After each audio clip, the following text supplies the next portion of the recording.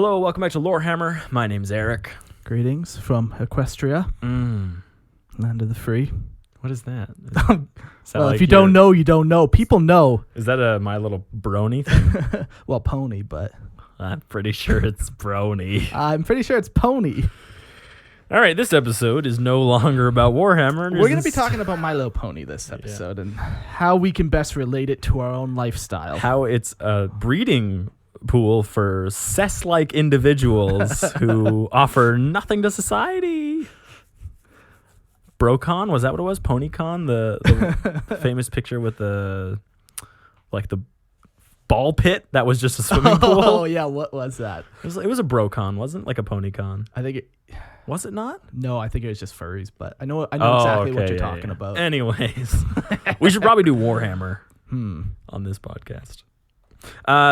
Joining us today is nobody. Yeah, I don't know what happened there. Yeah, I don't. We sent out the invites. We just got like wind whistling back. They're jumping off this sinking ship. Yeah, they're done. Yes. That's the way she goes. That's all right. It's just a bonus episode, right? We don't need them. Today we're doing another listener lore. Yeah, it's going to be good. We got 4 good stories here. Nice. I say good because, I haven't read them. We haven't read them yet. Yeah, so. Yeah. Well, live up to my imagination of what they could be, not what they are. Maybe they're good. I don't know. I'm just saying. Hard to say. Hard to say. All right. Shall we get right in? Yeah. So who's got the first one? Me? Sure. All right. I have the first one. This comes from Sam, and it is titled "The Rotting Embrace." Oh my God. All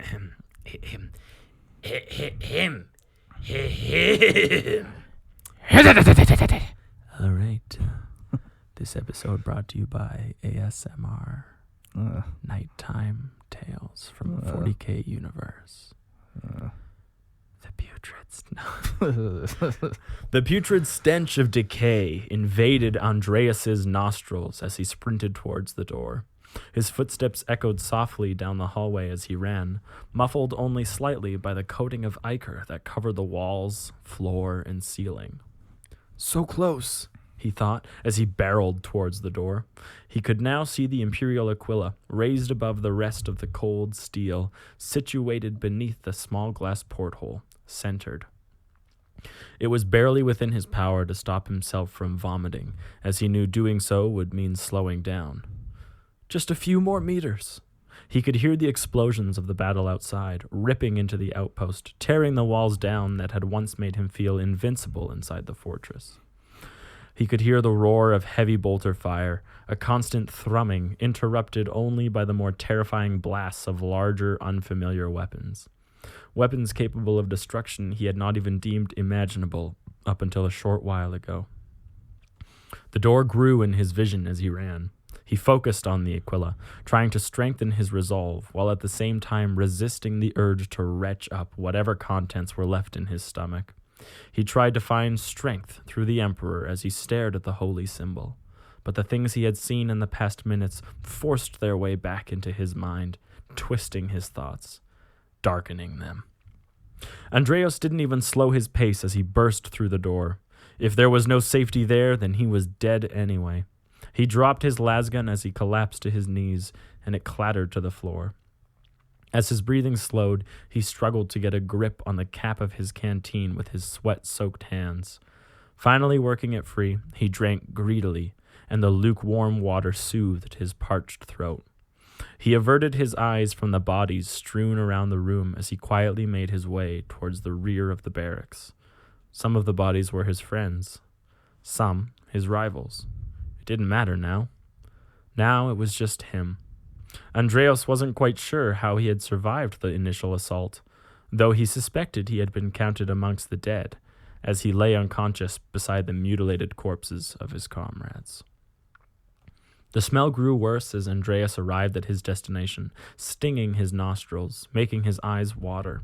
The bodies piled against the wall were swarmed by flies.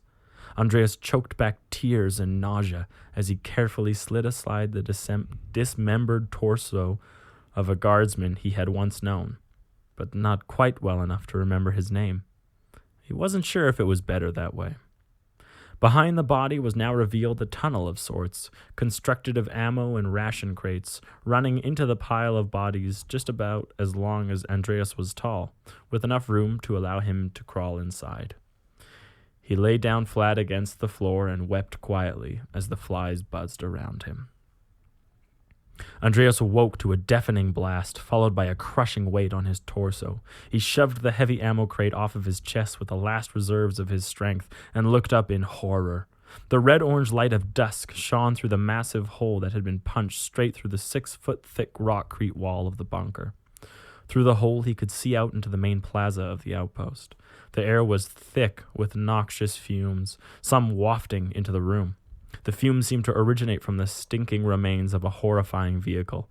Spikes laden with viscera peppered its smoking hull, interspersed with heretical marking displaying a triangle formed by 3 circular lobes. He shuddered.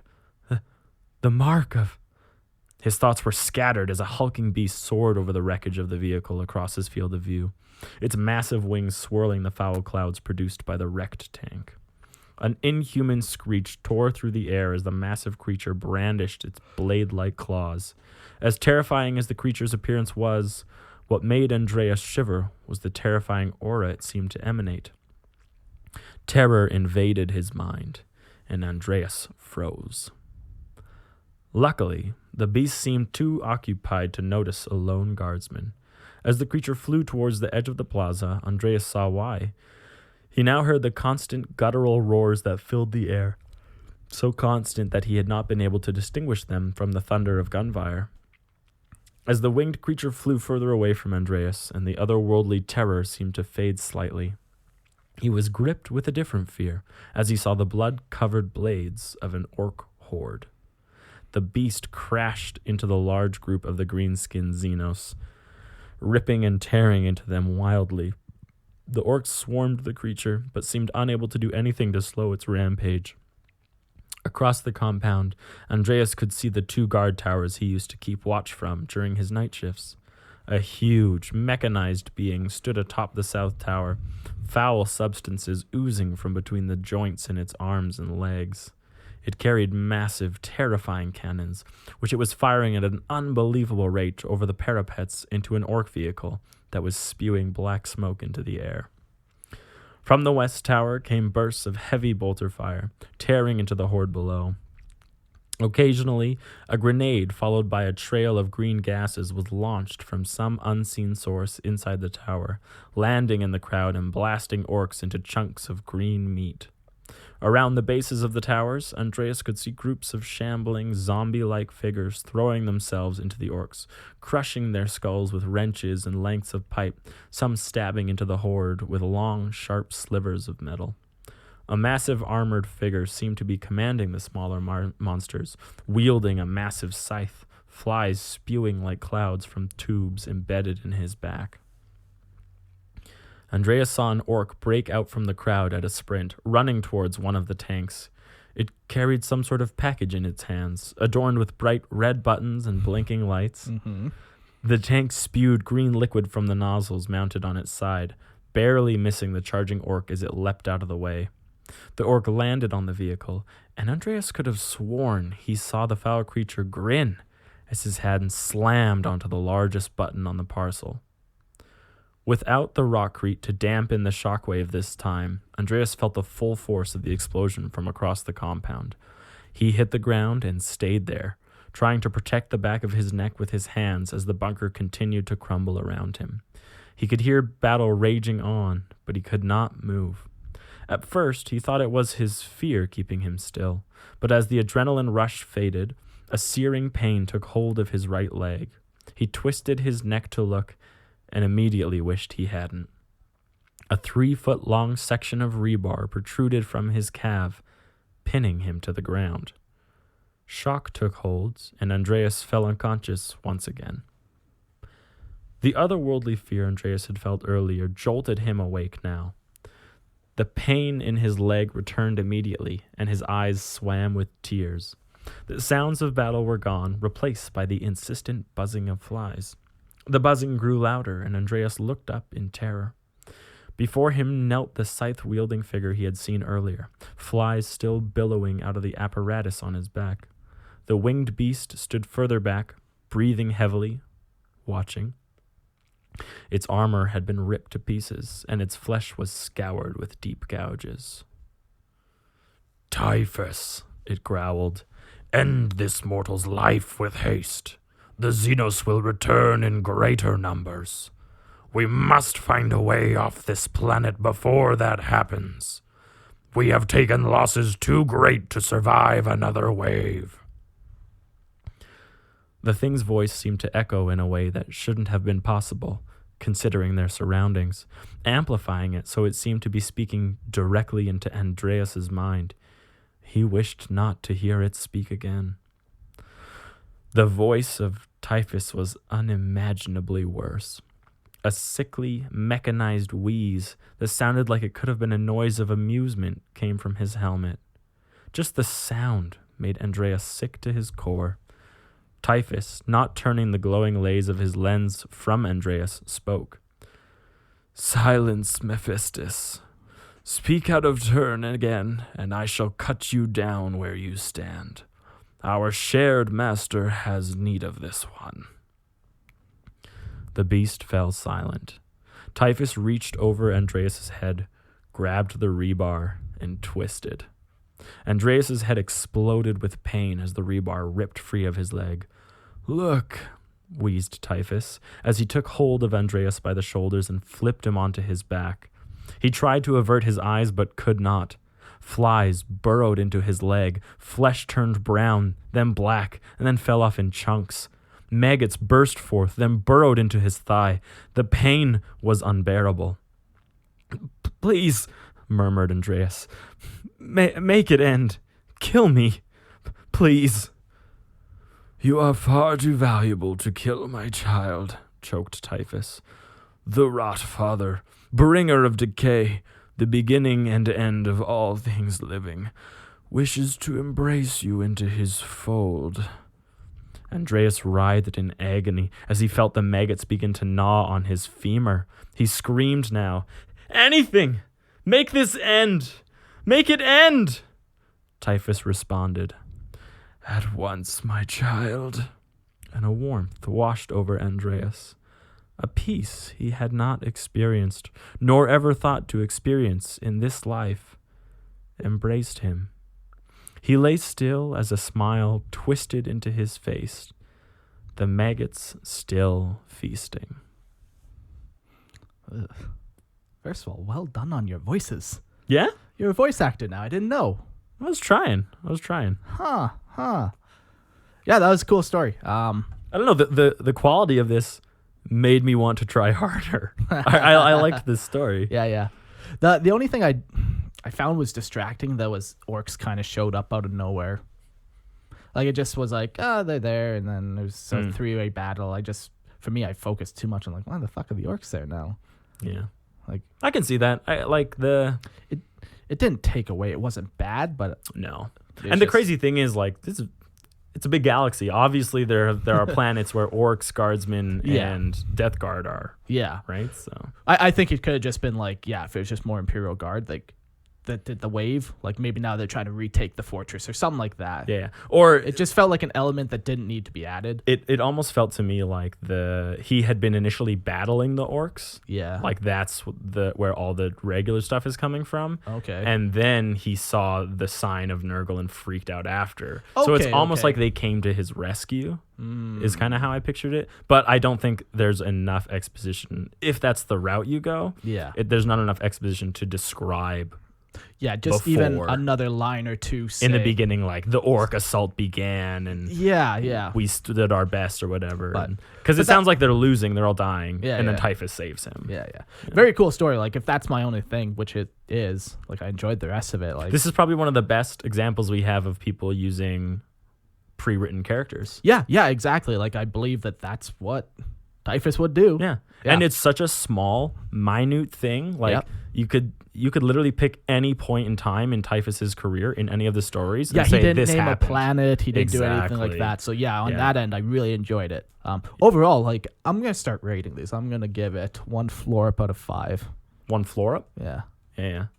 I give it 60 snarfuckles. Snarfuckles. A snarfuckle. Yeah. I give it 60 snarfuckles. Yeah, no, it's good. I enjoyed it. I really enjoyed this, actually, Sam. I'm assuming you have a Death Guard army. Yeah. Maybe you play against orcs a lot, or guardsmen, or you really like using cultists in your army, and like you have a story about this one specific guy. Like I wonder, Yeah. like, did this guy last against something? Like you think he's special, so you wrote a story for him. Like I'm Yeah, always yeah. curious, like where do people get their inspiration from Sure. Yeah. in their stories? Like some of ours is like very obvious, and Yeah, but yeah. it's obvious to us because like we've been there. Yeah, We're yeah. there for each other. We bounce ideas. Yeah. But I don't know where this guy conceptualized the idea for Andreas, being like a chosen Yeah, of yeah. Nurgle. Yeah. Right. So that's cool. I really liked the story. Yeah, it was no, nice. it It was was quick. It had a good ending. Yeah, solid. that's the one thing. It was quick. Like it didn't feel like it dragged. No point was I not engaged in it. Like even the orc part, as much as I think it should have just been something else, it was still cool. Like the orcs like had a little bit of the goofy orc in there to lighten the otherwise very grim mood. Yeah, no, for sure. Like, yeah, the big smile it had, and the the a box, flashing light with a bunch of buttons. Yeah, and even he though smashes it. And, yeah, like no, it was cool. yeah, honestly, I really liked that story. As I said, 60 snarfuckles. Yeah, that's good. Also, my scale, just so people are aware, 1 is good. You don't want more of what I had. Flollops. You don't want Floor-ups. Floor-ups. You don't want Yeah. more floor-ups. You only want one. You can't handle more than one. No. Cool. Thank you, Sam. Thank you for allowing us to share that. That was a really good story. Yeah. I'm going to have a drink now. Holy. I'm disappointed that the one guy didn't talk more because I liked the voice he did for him. What one? I I don't think he named him. Mephistus? Oh, is that what? Oh, yeah. Mephistus, I think. Mephistus, yeah. Yeah, that cut me deep.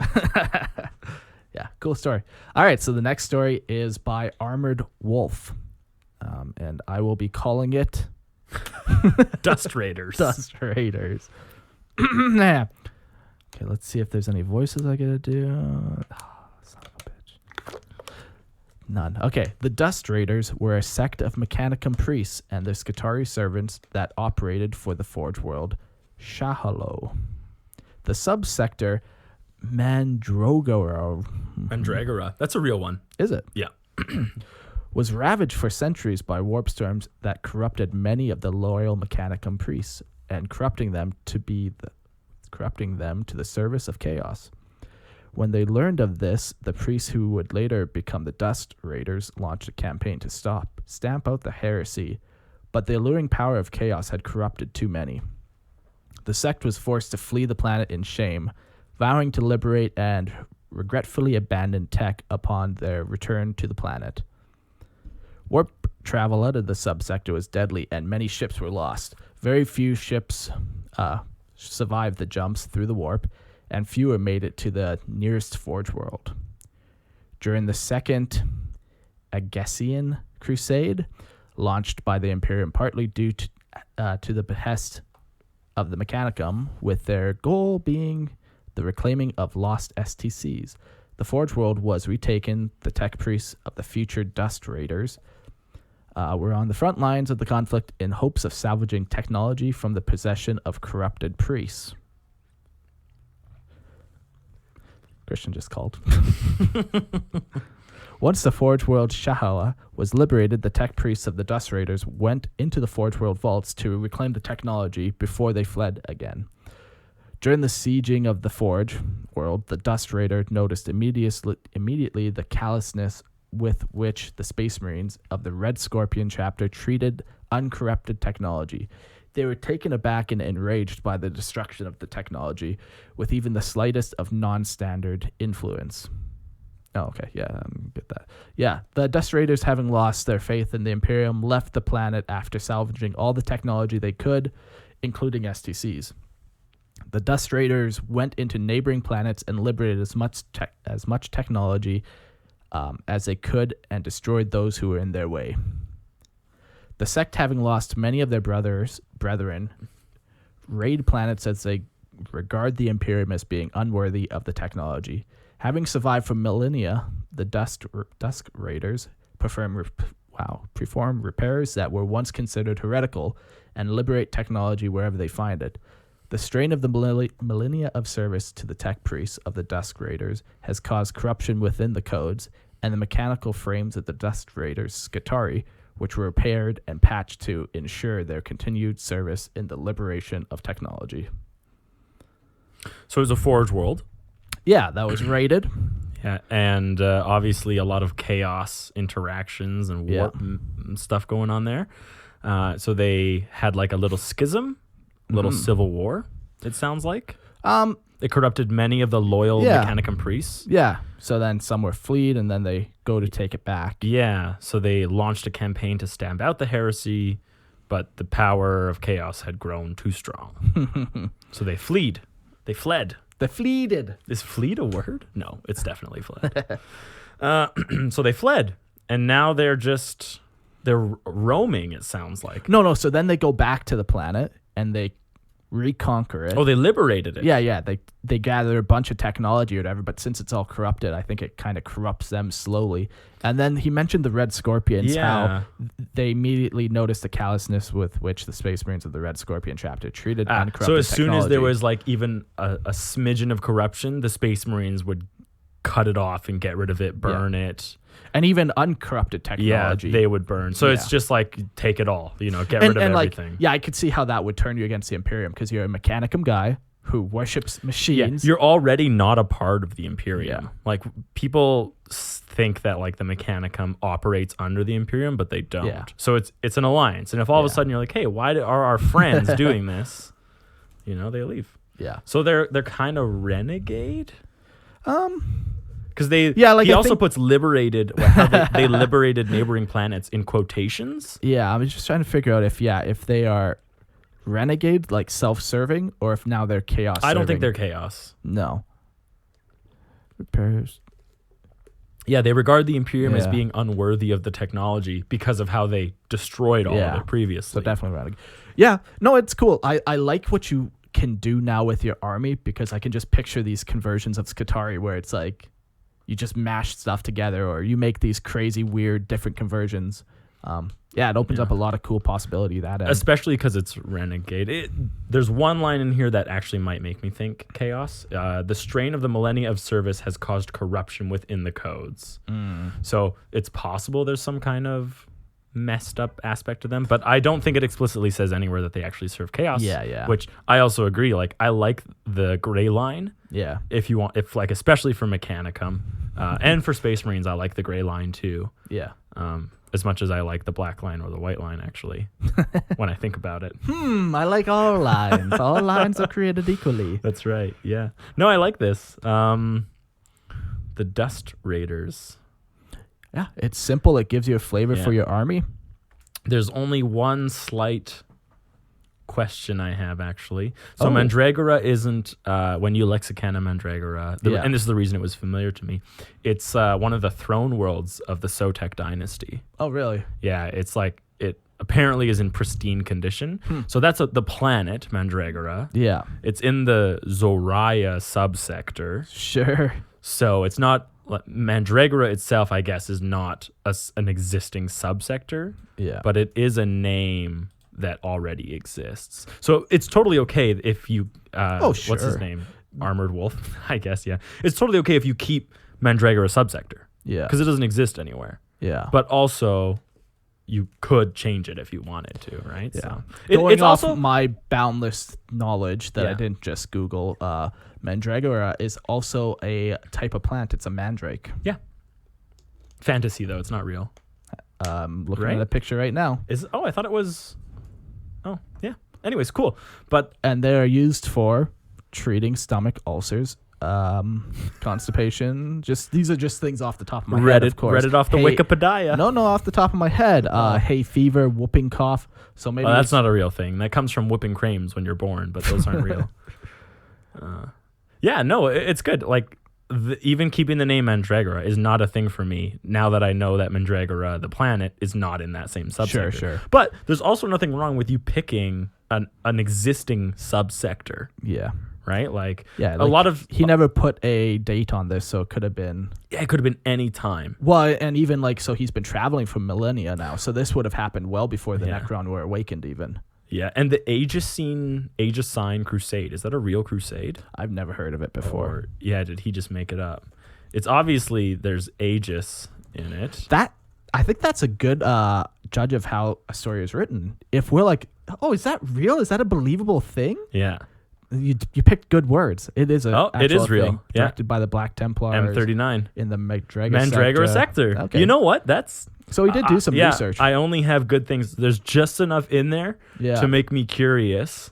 And it's like, it's the right things. It's not a super well-known crusade, so I had to like question it and wonder. Yeah, no, I like that.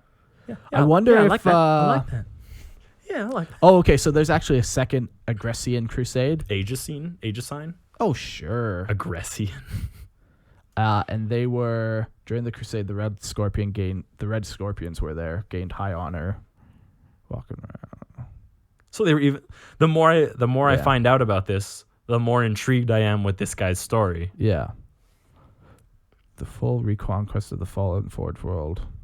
What was his Forge World called? Shohale. Oh, so that's an existing thing too. Oh, is it? Yeah. So now I'm just trying to figure out... What did he write versus what's... yeah. Okay. That's funny. Shayhole is a forge world of the Imperium. It was once a lush world. The planet became isolated by warp storms, cut it off. Okay, so that happened. When the storms cleared, heretic text priests had taken control of the planet, corrupting it for their own selfish goals and ruling with an iron fist.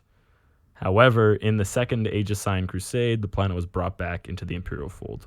Part of the Imperial Armor Volume 9, the Badab War Part 1. Okay, so now after reading that, it seems like what he wrote was more just like about the Dusk Raiders. The how last portion. Yeah, and how like they fled the planet with a bunch of technology. Yeah. Yeah.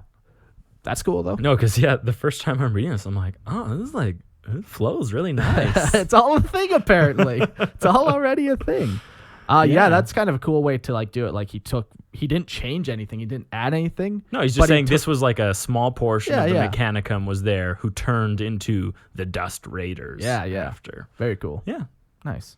Well done, Another one where like they took something from the setting, just like the last guy who took Typhus. Yeah. Made it believable. Yeah, so that's absolutely. 2 for 2.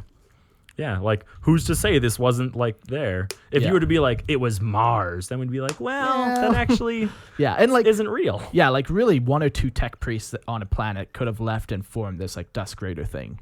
And like they have their own with their legions of Skitarii. Yeah, so it's not even like he's asking for like a big ask, like a whole Space Marine chapter or something like that. So it's really I like it. Yeah, very good. Very well done.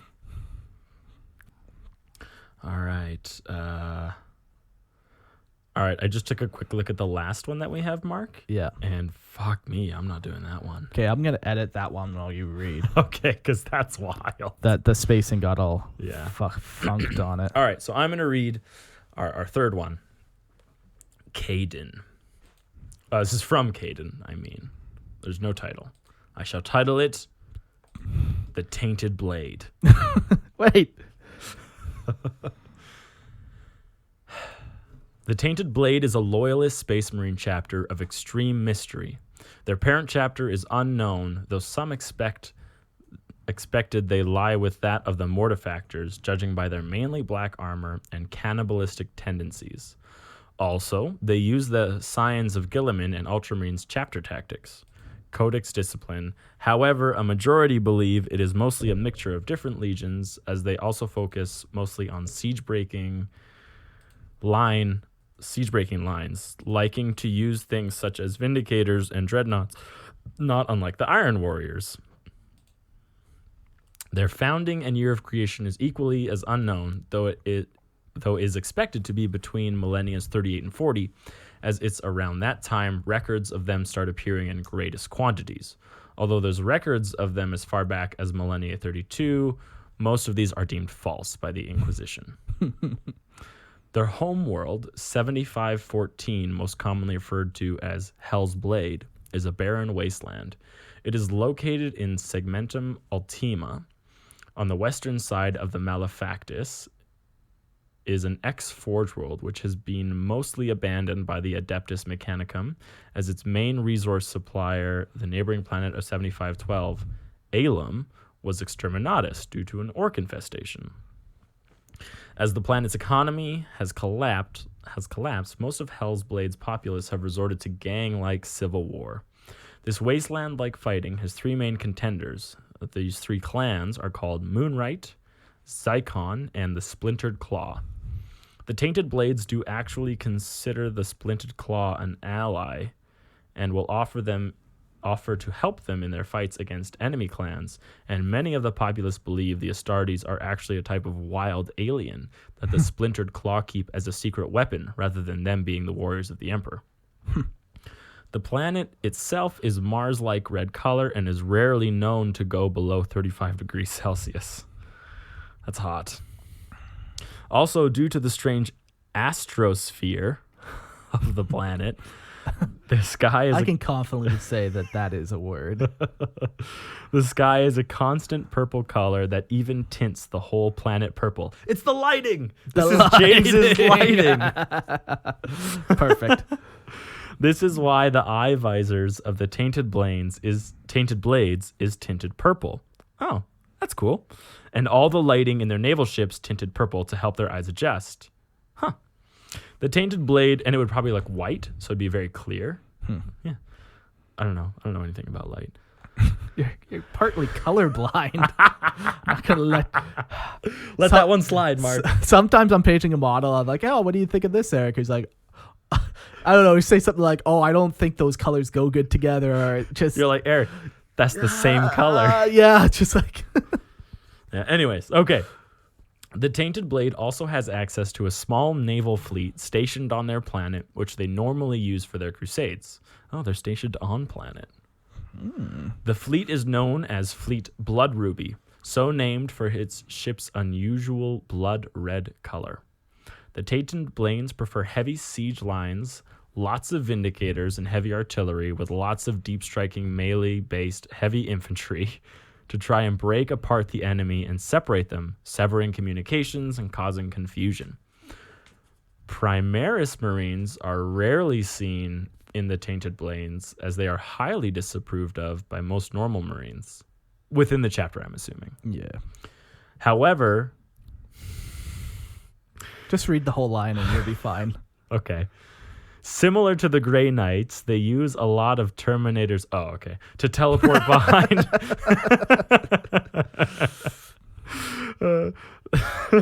It's funny how triggered you got there. They use a lot of Terminators to teleport behind enemy lines and unleash a devastating melee attack from behind. Okay, as an aside, there's no way these guys know that's how the Grey Knights do it. It's just he's saying from like a meta perspective. Yeah, okay. Sure, yeah. Yeah, they don't know. You don't know. Anyways. The chapter also has a weird post-battle ritual known as the Red Celebration, where after winning a battle, they will collect all the bodies of the fallen, both allied and enemies, and drain their blood, later to be drank at a huge party-like celebration. They do this as they believe this will allow them to absorb the knowledge of the dead and learn from their mistakes as to be better warriors and not face the same fate. This ritual began in the Splintered Claw clan, and as most of the Tainted Blades recruits come from this clan, the belief spread to the chapter itself. Words. What is? The Tainted Blade was once 9 whole companies strong and would launch huge crusades across the galaxy. However, during a huge war attempting to conquer the planet Doomsday from the Xenos menace, during late millennia 40, when a passing Blood Angel ship spotted the conflict and mistakenly thought the Tainted Blades to be heretics, performed an exterminatus on the planet. No. Almost completely wiping out all the companies except the first that was guarding the homeworld during that time and killing their chapter master. No. The Blood Angels realized their mistake and apologized, along with Inquisitor Manquilot. Manquilot? Manquilot. Manquilot. Manquilot. The Inquisitor, who ordered the Exterminatus, but the Tainted Blades, instead of being angry with the Inquisitor, asked him to train to be an Astartes and become their new chapter master. Manquilot died during his training whilst having a second heart added. Nice. Excellent. For a second there, I'm like, I know, yeah. You son of a bitch, you got me. And many believe this was the chapter's plan all along. I like that. You lost me, and then you had me right back on board. At this point, the librarian Hiron Wolfbane was named chapter master. The Tainted Blades never rebuilt their lost companies, believing that if they dead, it would be an insult to the dead. So now they are only one large company. That's pretty unique. Yeah. All the surviving members of the other companies, known as the Survivors, are now recognized by their shoulder plates, both being painted entirely black with their old company in white Roman numerals on them, especially because most survivors are now ranked at HQs and elites. Also, it is only the survivors who will ever be put into dreadnoughts and other life-preserving machines as one final honor. This also means that the Tainted Blades never go far on their crusades, normally staying in their system, so they're never too far from Hell's Blade in case of an emergency. Tainted Blades wear mostly black and red nearly always wearing a crimson loincloth, and will have purple visors and paint their weapons and their aquila, or the chestplate symbol, purple. Also on their left shoulder plate will be the chapter symbol on a gold background with red edges, and on the right shoulder plate either a cross for melee or a triangle for ranged in gold with a red background and gold edges. They use the same helmet ranks as the Ultramarines, except their common helmet is black and red, not plain blue. This appearance may vary depending on role and rank. And then he sent us a cool little image, one of those old school like design your own chapter images. Yeah, came out pretty cool. Yeah. So I got a couple questions here. First of all, I'll do my best to answer. Yeah. Well, let's do the positive first. I really like that chapter master tied. The Inquisitor? Oh, yeah. That was awesome. Classic. Yeah, obviously he's not going to survive it. There's a couple of really cool parts, too. Like, I like their blood ritual. The party. Yeah. The only thing that, like, is something to consider is, like, Space Marines actually can eat, like, brains and, like, stuff and gain memories. So I kind of was thinking that as well, and I came up with an idea. Yeah. So what if the ability for them to do that has been lost to these ones? So to them, anytime they would eat or partake, it is ritual. Sure. Because they can't actually gain anything. And over time, it's just morphed of, well, we don't need to eat the flesh. We just drink the blood because they never could get anything from the flesh anyway. So I honestly thought that. I was like, oh, maybe it's a sign of corruption in their gene seed or body. That was just the rationality I came up with. Yeah. But yeah, I agree. Like, it's a cool ritual. It is cool. Yeah. Yeah. The other thing, what are your thoughts? What are your positive thoughts? Actually, it was along the same line. Like, Space Marines are known for having like strong fraternities, and cultures and rituals of their own. Yeah. You don't. You added in that they took that ritual from the Splintered Claw. Personally, I wouldn't do that. I would say it's their own thing and not the Splintered Claw. But it's totally fine if you do that. Just if I was to write it, I would write it a little differently. Sure. I do like the Splintered Claw ally with the Ritual Blade, the Tainted Blade. Yeah. But I would probably change it to incorporate like Space Marine aspirants. Yeah. Like, I would probably make it where I would send a single Space Marine who's on his way to being a Space Marine as like, hey, this is your trial. Go help them take this territory. Like, you have no armor. You have no weapons. We're not giving you any food. The only food you're allowed is the blood that you drink from your enemies. Survive 1 year with them or something exactly, like that. Yeah. Instead of, because honestly, if five Marines are sent to conquer entire planets. Yeah, and the So, lore sometimes they are. Yeah, and like obviously that's an extreme case, Yeah. but I would definitely dumb down your power level of help towards these almost feral tribes is what the picture I get. Maybe it's more like Mad Max style, but even at that point, like a guy in power armor is effectively unstoppable. Yeah. So I would dumb it down in that aspect a little bit. Yeah. I liked the coloring. Yeah. I liked saying like the purple light and everything has like a red purple That's tinge. kinda cool, It also just goes back to the blood, right? Yeah. Like the red aspect of like that theme The pervades red a lot of. faceplate, so it's like when they're drinking the blood, it's just like Red. Yeah. It's a very strong theme that exists Yeah. in the entirety of this story, which is really nice. Yeah. What else did you have? It's always nice to know how armies function and stuff when you can actually like implement like how they function and why they function on tabletop into your lore. I do enjoy that kind of aspect a little bit. The second part of this was definitely spoke to you. Yeah. More minutia, more. Yeah. I believe it or not, I do have some minor criticisms, believe it or not. What are they? So my first big one was so we say it every time. If you're gonna write into like the Blood Angels. the Blood Angel thing, like I don't know that. Like it's so easy to just make up a random Space Marine chapter, and then this isn't an issue. Yeah. But the Blood Angels didn't do that. Like it's possible they did. It's entirely possible, but anytime you have to ask somebody like, oh, what about this? I think the answer should almost be no, because then it's stretching it. But like literally, if they just came up with the Pink Guardians as a Space Marine chapter, Did a struggle there. you know, like I wouldn't have that issue. But so that's not even. I really hear a what big- you're saying. It's not a big deal. But it's, and I agree. I agree that like it instantly makes me more on guard. Yeah, when yeah, I'm yeah. reading, and as soon as he says Blood Angels, and this might just be a me thing, but I'm looking to see like how real is this? Yeah, Whereas exactly. before, like you're just in the flow of the story. I guess that's the way to say it. It puts you on guard. Like it. Yeah.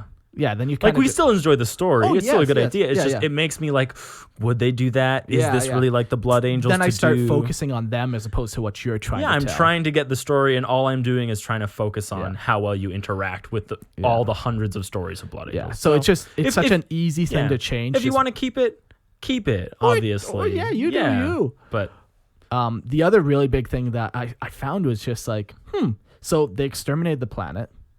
So now all those tribes that you spent so long. different planet. Different planet? Doomsday. Yeah. Doomsday is the planet? Yeah. I thought it was their The home planet world. Doomsday. Oh, I missed that then. Okay. Yeah, they were on a crusade across the galaxy. On the planet Doomsday.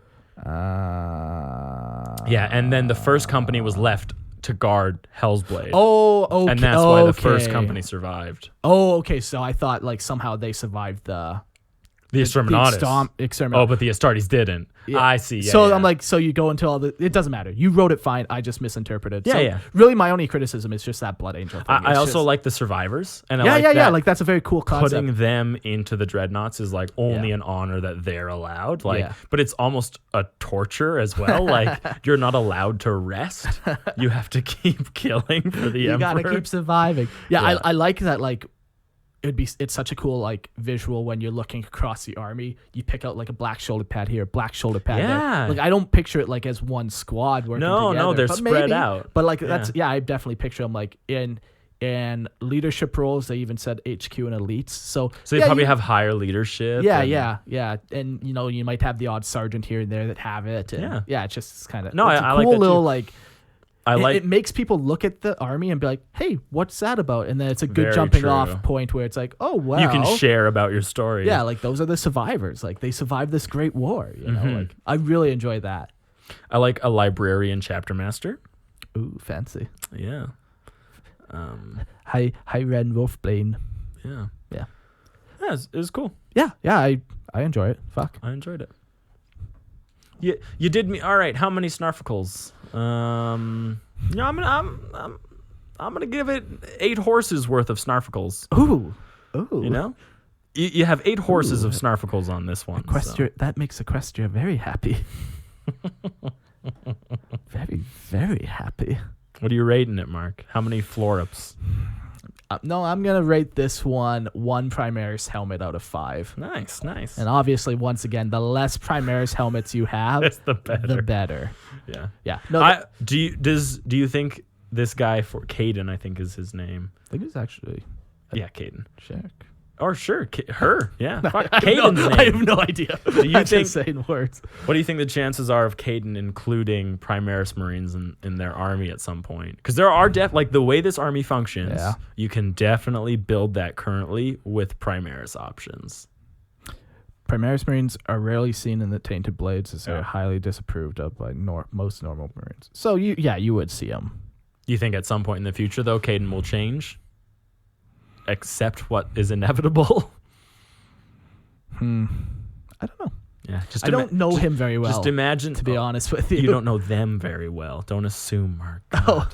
Just imagine instead of all Vindicators, it's just all Repulsor Executioners. Whereas before you had one gun, now you have 30. Yes. Trash. Yeah, I don't know. I hope not. It's nice to see chapters that are just like, no. And if you ever want to play Primaris, Kayden, honestly, my hope is that you retire this army. Yeah. With the Survivors badges, because obviously no Primaris would ever have those Survivor badges. Yeah. I kind of like that. Yeah. Anyways. Thanks for sharing. Thanks for sharing, Kayden. Couple cool things in there. Couple things. All right. Okay, the last one. This is one of them orc stories, so this is gonna be a fuck of a good time to read. I don't see any periods. this one might be tough. Also, for some reason, I copied and where's it from? Quote. Is it from email? Yeah, I don't know. What if we just read it from the email? Okay. Oh no, sorry, it's just. Oh no, it's right here. Technical things. You want to change microphones real quick? I can just read it. Oh, okay, or that. Just give me a second to wet the old throat. If ever you want me to yell for the Emperor or for the Omnissiah, just let me know. I can yell that out. I'll just point at you. You want to do all caps stuff? Okay. Because I think that should be fairly obvious. But it messed up the formatting. So, yeah. When you copied it. So, all right, here we go. Get some shit liquor in me, you know? No. With the shit mic. I have control of the liquor now, bud. No, liquor's in control of you. All right, here we go. I am the liquor. So this is sent by Chris. Chris, thank you, Chris. Never met a Chris I liked. Just gonna start off saying that. Well, you're starting off at negative Snarfacles, so that's not good. An AdMech forward base or storage facility on asteroid redacted while mobilizing for a relief force gets besieged by Ork Freebootaz. A bloody and grueling battle is fought throughout the compound, with the last adept dying just feet away from the atmospheric controls, trying desperately to vent the air out and suffocate the Xeno scum. While walking through the storage bays in his resplendent hat, satisfied with the slaughter he wrought, Captain Wargobble notices notices dem Yumis left the big guns out, ripe for looting. While walking over to crump one of his boys for looking at the biggest gun, he kicks a container of sacred oils and it goes rolling. Seeing the oil spill out, Wargobble notices more and more containers as well as grated metal balls billowing smoke everywhere. Hold on a tick. Were these humans saying something when we came crumping? Humans. Humans say lots when you're squishing them. One of his boys guffaws while ripping a bionic from a dead combat servitor. They always say stuff like, for the Emperor or for the Omnissiah. Captain Wargobble laughs with him before kicking the git out of his way. Surveying his loot, he says, no, these Yumis were saying something big, something important. What was they doing with the truck and the guns? Wargobble picks up a container and inspects it. Why was they rubbing this stuff on 'em? He looks to the sensors, and they was burning garbage too. Confused, he drinks a bit of the oil. That's weird. Why would a shooter be thirsty? Suddenly, Wargobble stands up excitedly. Boys! Boys! The Yumis were getting this loot ready for us. They was yelling at the trucks to move and telling the guns that they was the best shooters, he yells, holding up the oil. They even left us drinks. Looking back around the bay, Wargobble sees the skull iconography in Admech cog covering every square surface. Inspecting the cog... I lost my space there. Inspecting the cod Mechanicum more closely, he starts to think that it may be, under the right light, looks a little bit like an orc. Oi! What's that look like? One of his boys asks from behind him. A thought enters Wargobble's brain. A delicious, terrible, wonderful thought. No, like a bullet. It enters his brain like a bullet, and he turns to bellow, That's gotta be Gork, boys! Jeez. These Yumis were sent by Gork. Gork wanted to test our crumpin'. It's going all in. I am, yeah. One of his boys timidly responds, I dunno, boss. All the Yumis said these belong to the Omnissiah. Another orc chops the boy down immediately and yell, No, that's Mork! As he beats the bounty to them. Beats him to a pulp. The mob of orcs are thrown into a fury and begin beating each other, yelling the name of the twin god they thought sent the bounty to them. Two boys are exchanging blows, one yelling, Mork! After every swing, and the other yelling, Gork! After every swing. Captain Wargobble picks the first orc up and beats him against the body of a disintegrator, covering the vehicle in a sticky film of blood and effectively ending the brawl. Whipped into a frenzy, convinced he was right about his divine intervention, he continues, They was sent by Gork to make sure we wasn't just some gits.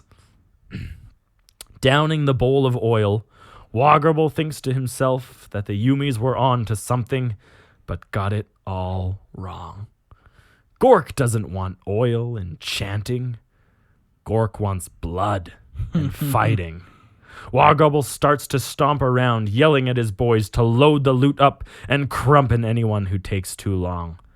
I got a good feeling about this, he says as he plans his next raid. This Omnissiah gonna give me the best loot. Well done again on your voice acting. I don't know.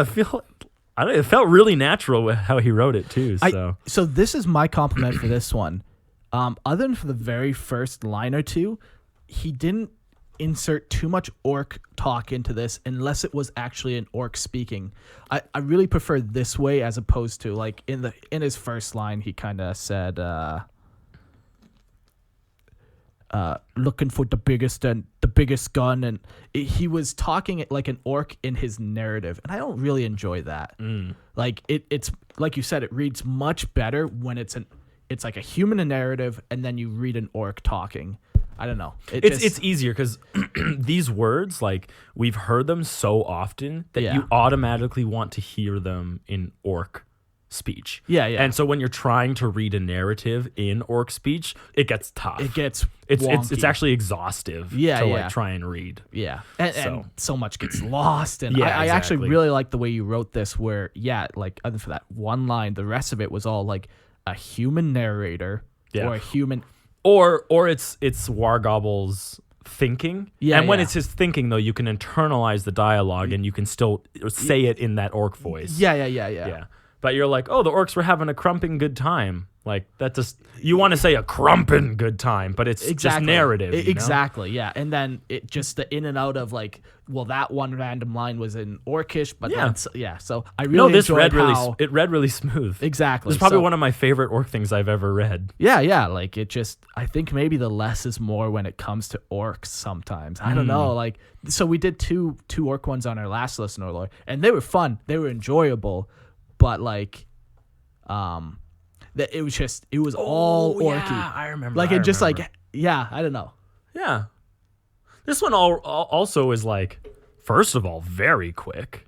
Yeah. But it's also packed with good information. Yeah. It's very orky. Like this Chris guy obviously like thinks like an orc. Yeah. Like an orc writer. Yeah. Right? Like I think you've captured like very quintessential themes of what it is to be orc in these things. Like, have you done all of them? No, sure, maybe not. But you've got some like really good like tidbits in here that just lend themselves to orc stuff. Yeah.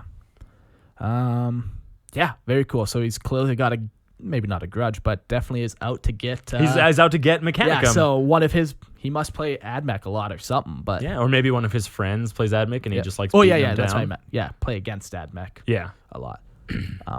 Very cool. Yeah, I wonder if like a bunch of all the vehicles he's created and all the guns actually come from looted AdMech sprues. That'd be just top notch if he did. Oh, could you imagine like the dedication to... I'm going to buy 2 armies for this army. Oh, yeah. Anyone who does that's an insane person. Oh, clearly unhinged.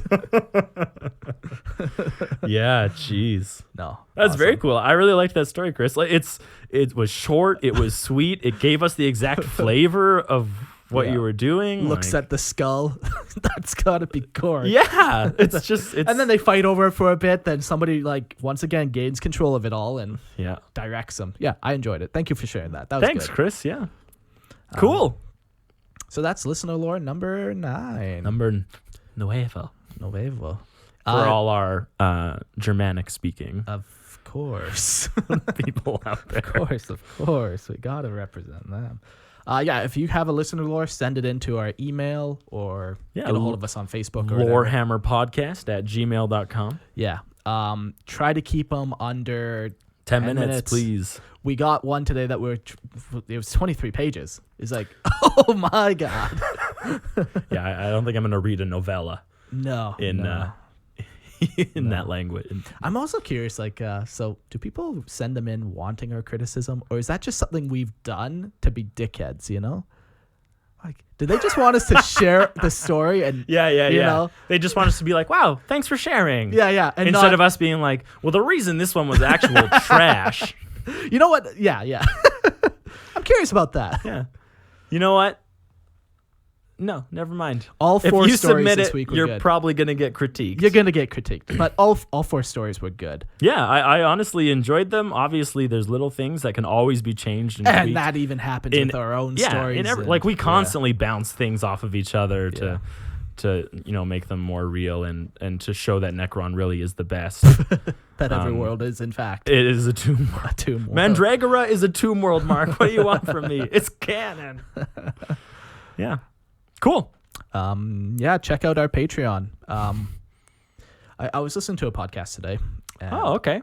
So we're not done this episode. No, not quite. And he's the guy who originally created podcasting. They call him like the Podfather, I guess. Okay. Now this is podcasting. Like his advertising model, and he's like, yeah, I don't take ads. I don't want to have to take ads. Like, neither do we. And neither do we. And like he was talking about like how all I ask is like, what value did you get out of the podcast? So, maybe you only got $1 worth of value. That's fine. What value did you get out of the podcast? Was it literally just free for you? Sure, maybe. But like, but if it's I know free when I listen, yeah. I get value out of it. Yeah. I get value out of podcasts. And my rule now officially for me personally is if they have ads, I'm doing my part because I'm listening to an ad. They're getting paid for it. But if they're not putting ads on a podcast, I think I'm going to start subscribing to Patreons and stuff. Nice. Because it's like, yeah, what value are you actually getting out of this? Like, Me and Eric put hundreds and hundreds. We're probably well into 1,000 of hours into this podcast. Like Minimum, yeah. Yeah. So just think about it. Think about it. That's all. What value do you get out of Lorehammer? Have you messaged us before and had a 4-week conversation with us? Do you enjoy our Facebook? Yeah, do you enjoy our Instagram? Are you part of our Discord? Yeah. And it might only be $1 of value, and that's perfectly fine. That's fine. Like, however you measure it, that's fine. But it was just a very interesting way, the way it is, that the Podfather was apparently like describing like his thought process. His approach. Yeah, behind it all, and how he like specifically won't take ads because everyone should find value in things. I guess. Interesting. Yeah. But that's all. That's my thought. That's my rant. This is very well put. No. No, it was. Honestly, I enjoyed that. But thanks for listening. I really do enjoy these listener lores. I wish I had time to just read them like right away. Oh, well, God. no. I wish I had time. The 23-page. I wish I had time for Eric to read them out loud to me. That's what I wish ultimately. But unfortunately, life finds a way. Uh-huh. How many quotes can I fit in one? That was only your first one, so was that? It's not bad. No, we did a Lord of the Rings one. Oh, was that before we started recording? It was. Damn it! All right, cool. Thanks everyone for listening. We really do appreciate all the support that we have gotten, and we really enjoy doing this. So yeah, thanks guys, and we'll see you later. Bye.